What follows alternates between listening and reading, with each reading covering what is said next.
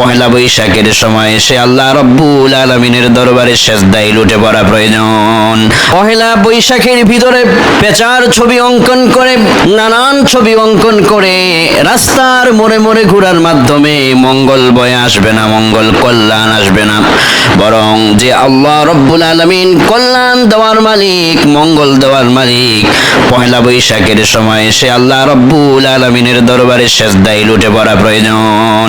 রব্বুল আলামিন বলেন, ওয়ালিল্লাহি ইয়াসজুদু মান ফিস সামাওয়াতি ওয়াল আরদ।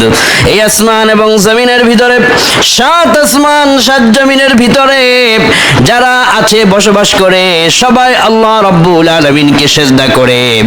ইউসাব্বিহু লিল্লাহি মা ফিস সামাওয়াতি ওয়া মা ফিল আরদ মালিকিল কুদ্দুসিল আজিজিল হাকীম।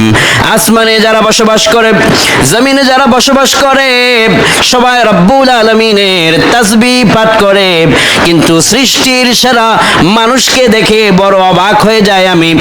পহেলা বৈশাখের দিনে তারা পেঁচার ছবি অঙ্কন করে, পাতি শিয়ালের ছবি মূর্তি অঙ্কন করে শোভাযাত্রা নামে তারা বেরিয়ে যায়।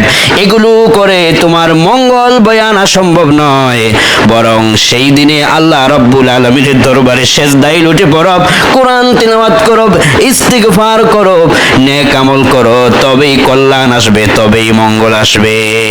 মঙ্গল আনার জন্য পাতি শিয়ালের মূর্তি নয়, পেঁচার মূর্তি নয়, নানান মূর্তি নয়, মঙ্গল আনার জন্য রব্বুল আলামিনের দরবারে সেজদায় লুটে পড়া প্রয়োজন।